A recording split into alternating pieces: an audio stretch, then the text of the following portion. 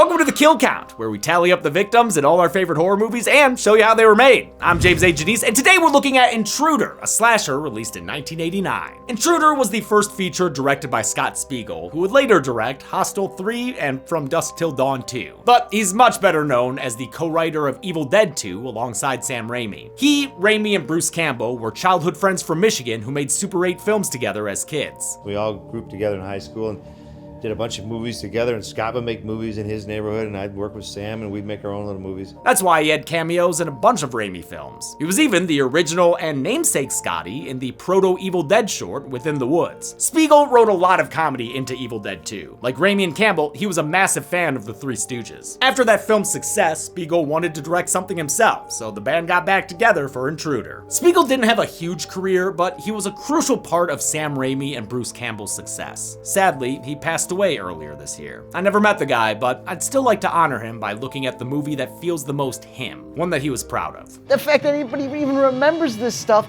with all the material, all the movies and all the entertainment, everything that's out there, I feel I'm privileged, I'm lucky. Intruder is a straightforward slasher that takes place in a grocery store. I love locked in one location movies, like The Mist, You're Next, and Green Room. And a grocery store makes for an excellent setting. The kills utilize the space and are absolutely gnarly, with K&B going all out for their first credit. It includes an all-timer of a kill, which I know I've said a few times, but I always mean it. You'll see. In fact, you'll see all of it because this episode's uncensored. Fuck it. Sorry if it's age restricted. I know that's annoying with the whole ID thing some places have, but I'm trying to honor a man here. Let's show some respect for this thing. How many kills did we have on aisle 9? Let's grab a mop and check them out.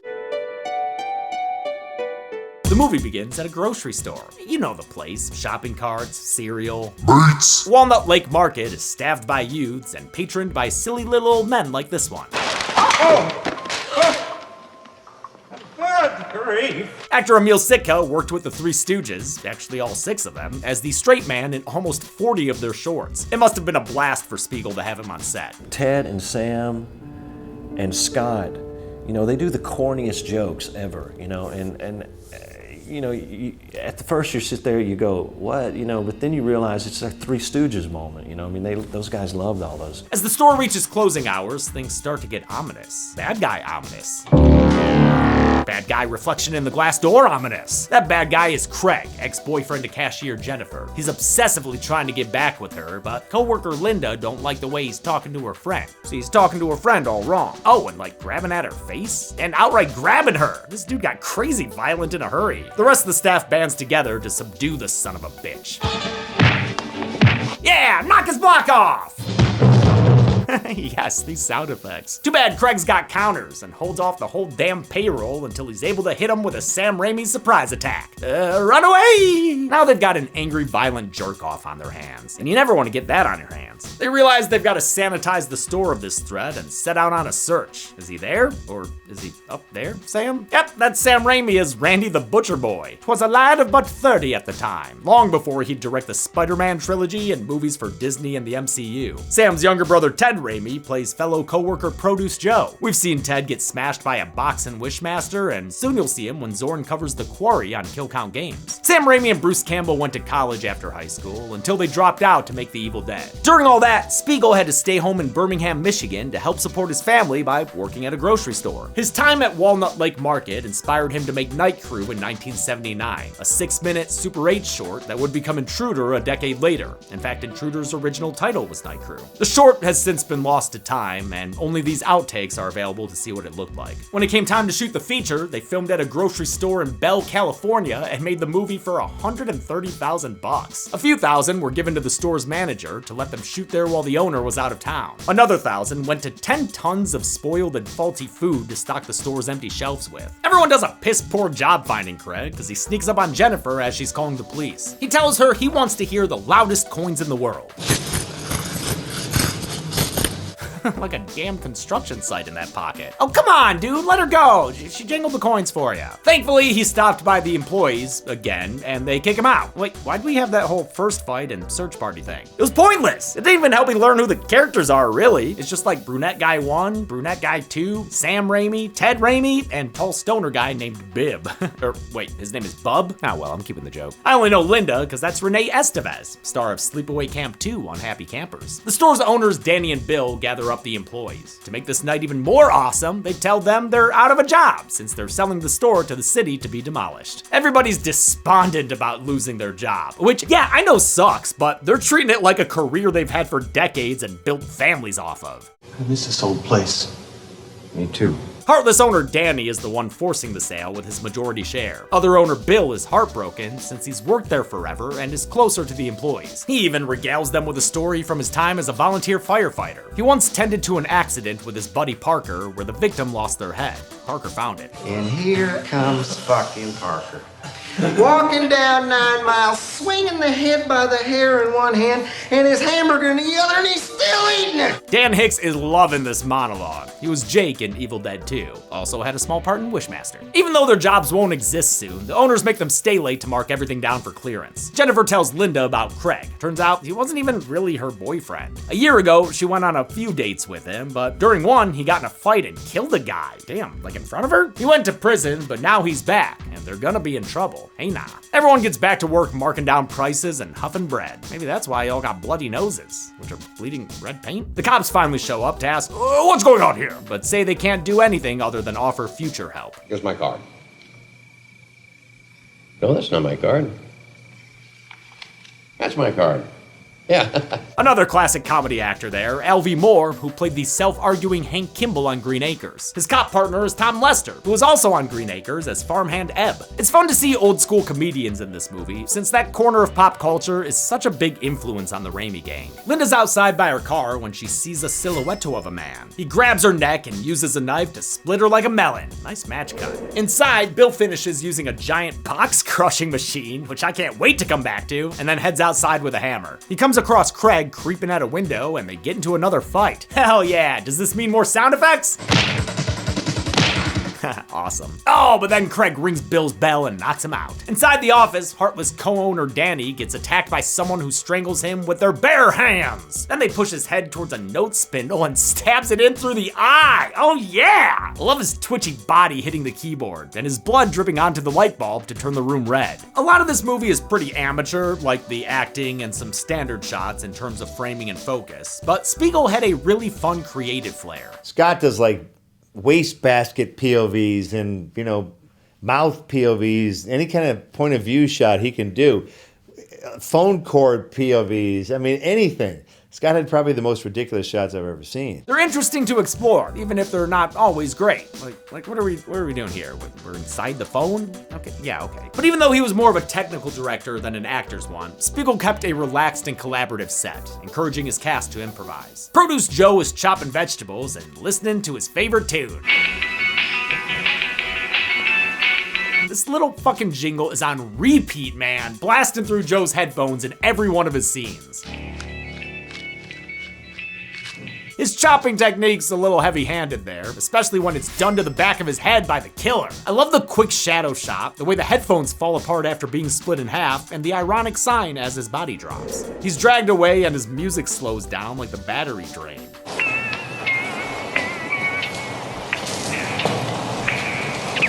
Oh shit, dude, was In a Violent Nature referencing this scene? I don't know. The surviving employees are still going about their jobs. While working, Randy almost eats a briny eyeball, which is gross, but also, damn man, your work snack is green olives? Like wet green olives? Old salty hands. Meanwhile, old Bleedy Nose starts making out with Dave, a guy who's been talking to her, I don't know. They had a scene together earlier. They're spied upon by other dude guy Tim, who really likes what he sees. Oh, gross, man. Hey, come out from behind there. Oh, okay, at least your pants are still on. An open door leads Tim to checking things out and getting a knife in the stomach for his troubles. Oh, that was a blood spray. Aw, but it got all over the beer brand beer. Don't tell Titus. The killer fucks with Bub next, who comes across Tim's body, but doesn't realize he's dead until after denigrating him. Tim, you look horrible. Anal itch got you down. The killer grabs Bub by his Goldilocks and pulls him behind the cans. Friggin' Muscles McGee fireman carries Bub to that oh shit motherfucker yeah box crushing machine. Oh, I've been waiting for this. Yeah, keep screaming, Bub. It won't stop you from getting your head crushed. Yeah, there it is. Oh man, that was a good. Oh, and a final spurt too. Thanks, Intruder. You really shouldn't have. Intruder's incredible effects were done by K&B. Spiegel met Kurtzman, Nicotero, and Berger during Evil Dead 2, where they did special effects under Mark Shostrom. The three of them had just founded their own company, which would go on to be legendary. I can't name how many kill counts K&B Effects has been mentioned in. But even though they had worked on a ton of movies prior to this as individuals, they had a hard time getting hired as a brand new company. Intruder became the first film on K&B's resume, and they basically did the labor for free as a favor to Spiegel, as long as he paid for the materials. And the blade's gonna go right like that. Blood everywhere. Their work was featured in Fangoria before the movie's release, so horror freaks had expectations going in. Unfortunately, Intruder was financed by Charles Band at Empire Pictures right as that Full Moon precursor was going bankrupt. It got sold to Paramount, who killed its theatrical release and cut out all the gore so the VHS would get an R rating from the MPAA. And they cut out a ton, like 5 whole minutes. At one point, I guess it was almost nonsensical because you didn't know what happened to these characters. They're just gone. These amazing effects went unseen until a 2005 DVD release. Netflix still had the censored version as recently as the late 2010s. I'm so glad we can enjoy the proper version now. Randy's the next character we see on our screen, so we know he's the next one to die. He's doing inventory when he finds an extra cut, a human hand. The killer grabs him, and after minimal struggle, Randy's hooked, like this were that one game or that one movie. You know, Dead by Chainsaw or Texas Daylight. Loverboy Dave is having an existential crisis in the back. Randy? Bob? No, you're Dave. Remember Dave! He finds a pair of boots. Where's the foot? Oh, there's the foot. The feet. Very funny guys with the pig's feet. Oh, whew, it's just a pig's feet freak. Further searching reveals a bloody Danny.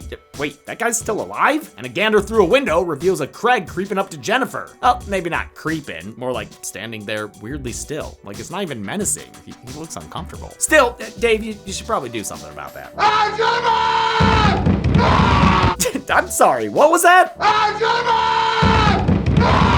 Yeah, I guess that's what I thought you said. He tries to climb past Danny, but can't because his blood is all over the place. Thanks, Danny. And seriously, dude. How are you alive? Oh, and then the killer drop kicks him out of nowhere. Damn, Dave, you should probably grab that cleaver. No? Don't want to? All right, man, you're lost. The killer single-footedly drags Dave all around until he sets him up for an infamous fucking kill. He turns on a bandsaw and holy fucking shit runs Dave's head straight through it. I saw this young enough to wonder how the hell they faked this, and it still looks awesome, no matter how old you are. This kill was in the original Night Crew short. Kinda. Sam Raimi's head got sawed in half the other way. The K&B guys convinced Spiegel to let them cut the head horizontally, confident that they could make it look good. They put a gelatin head with a core of fake blood through a real bandsaw, and yeah, it did the friggin' trick. It made some crew members cry. Actor Billy Marty said his mom could never see this, and even Spiegel had second thoughts. I kind of questioned what I was doing at that point. I'm like, this maybe is not really great. Maybe this is wrong. I'm terrified. This is horrible. Nah, man, it was awesome. Jennifer starts to realize we're an hour into this movie and that everyone else is nowhere to be found. I probably should have paid better attention to your surroundings, Jen. Maybe then you wouldn't be all alone in this place with giant hands and lobsters. Look out, Jen! Ah! She misses or steps on most of the body parts lying around until she runs into Randy hanging around. Oh, damn, dude, still drippy? Okay, time to get this final girl circuit underway. First, she tries hiding near someone's lower half and or the killer from Slacks. Then she fends off the killer's hand with a door and a hook. And a Sam. Sorry, Sam. I don't think she's accomplishing much here. Must be why she says fuck it and runs, sliding down a little chute and into Tim's 2 halves, since he's on sale. Get it? Half off? She also sees Bub's crushed nubs and Produce Joe's body on the conveyor belt. Huh, Joe's not cut up at all. Oh, never mind. He's actually the most cut up. Finally, she sees Dave's head post-date with a bandsaw, and it is a gnarly sight. Wow, this video is so gory. Hope y'all are having fun. When Jennifer finally runs into Craig, she sticks that meat hook in his neck. Nice, Jen, you got him. You survived the night. And you know what? I don't want to speak too soon, but I think you're all alone now. Who's there? Oh, spoke too soon. Sorry. From the empty aisles emerges Bill. And shit, he's even got some swag. Maybe that's why Jennifer flees into his arms and misses when Craig comes to. But Craig's not the one to worry about her. Yeah, no, wait, fuck that. Dude's still an abusive creep. But Craig's not the only one to worry about, turns out. Old Billy Boy's the killy boy, which means he's about to chase her down. Or at least his stunt double is. Wait, zoom in. That guy doesn't even have a mustache. Bill catches up to Jennifer and snatches some hair as he explains his motive. He meant to just kill Danny for selling the store, but things escalated from there. I guess I just got a little carried away. She fights back with a bottle. A plastic bottle. Okay, never mind. It was glass after all. Whatever. Run away! Hey, stop breaking bottles, Zutu. You're in Michigan. Those are worth 10 cents a piece. Wait, I've never seen a final girl circuit where the final girl hides herself in a makeshift little fort.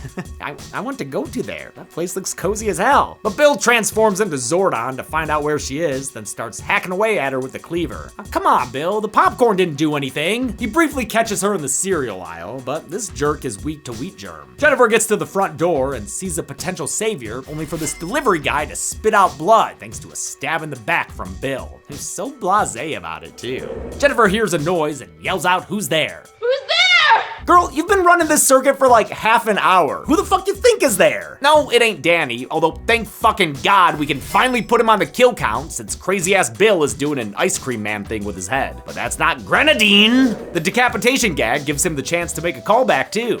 Here comes fucking Parker, walking down 9 miles, swinging a goddamn head by the hair in one hand and his sandwich in the other.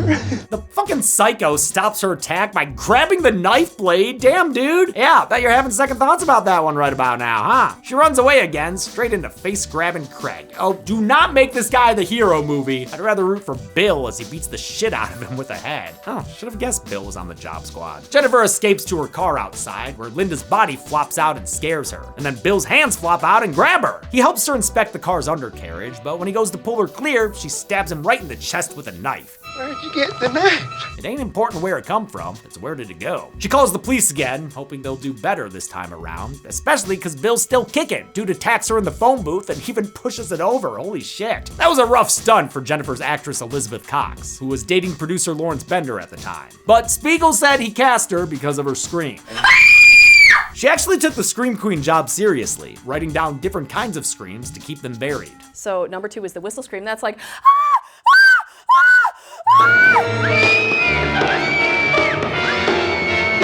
Then we had the tarantula scream. Now I hate spiders, so it's like, I think that's awesome prep work for a final girl. Bill's still at it when Craig reappears and hacks at him with a cleaver. Gives him a Jason hand and everything. Then he keeps whacking, even when it's clearly a prop that's not really, doing anything. Craig's still holding the cleaver when the police arrive. All right, freeze! Oh, you goddamn right, he's here in the chin. It's Bruce freaking Campbell. You knew he had to show up in a movie by this crew, even if it's just for a quick cameo. Didn't stop them from using his name to market the movie though. Oh, and what's with the VHS cover? It gives away who the killer is. Bruce's fellow cop is this movie's producer Lawrence Bender. This was Bender's first film. Spiegel would later introduce him to Quentin Tarantino, which led to Bender producing Reservoir Dogs. He went on to produce Tarantino's next 5 films and From Dusk Till Dawn, and a ton of other Oscar-nominated and winning films. I'm guessing he's why a few actors from Intruder cameo in Tarantino movies. Bub's actor Burr Steers was Flock of Seagulls in Pulp Fiction, and Tim's actor Craig Stark was in a few of his later films. A still-living Bill croaks to the cops that Jennifer and Craig killed everyone in the store. We didn't do it! Shut up! Ow! Damn, Bender with the brutality. Look at what you've done, Bill, you little scamp. The movie ends with the cops starting to make an arrest, and Jennifer screams sucking the camera into her mouth. Whoa! How many kills did I find scanning the runtime of Intruder? Let's find out and get to the numbers. That reminds me of this one time I was about to go film in the numbers void. And here comes fucking Zorin walking through the set, swinging a crepe by the hair in one hand and a Happy Hills hammy in the other, and he's still eating it.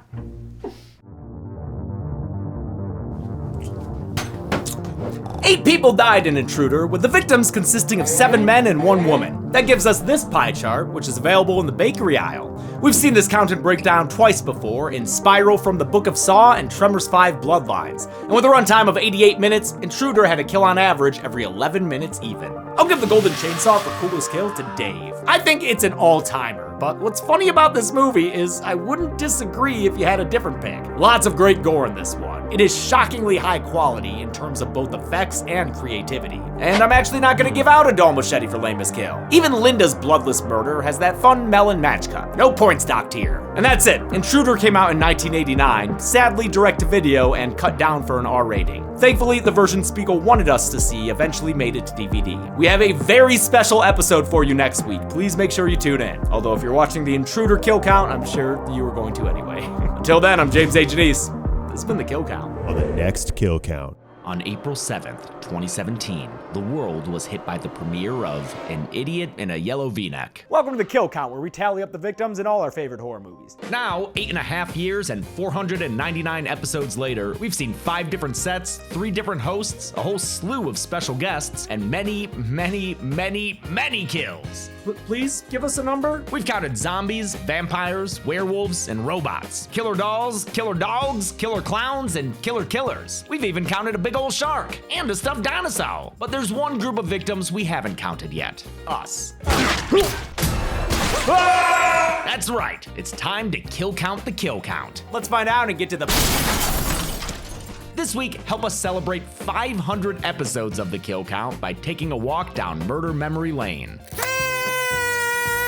And it'll be a long walk too, Richard Bachman style. Because don't forget, we've got to show you how it was made. That means a comprehensive history of the show and dead meat. So buckle in. Then on Friday, come tally up the victims in your favorite horror YouTube show, The Kill Count, only on Dead Meat. As per usual, whole bunch of dead dudes. The Kill Count can currently be watched on the pictured streaming platforms. Dead Meat always recommends you watch the Kill Count for yourself before it's Kill Count. It's the only way to have your own properly informed opinion. Kill Counts are never meant to replace the experience of watching a Kill Count. Thanks a lot for watching this Kill Count for Intruder. This is one of those movies I've been wanting to do for years just because it's a fun, easy movie to cover in a Kill Count. Our schedule got a little overloaded this October and it seemed like the perfect time to slip something easier in there. I only wish it wasn't further prompted by the passing of Scott Spiegel. Rest in peace, dude. Took me quite some time to turn this whole set into a little grocery store, but I was just thinking about the Mist set deck the other day and how much I liked it, so I wanted to do something similar. Also, fucking Thrill of the Grill, are you kidding me? That wasn't even on purpose. That just came to us. That's fucking beautiful, man. Make sure you tune in to the Kill Count.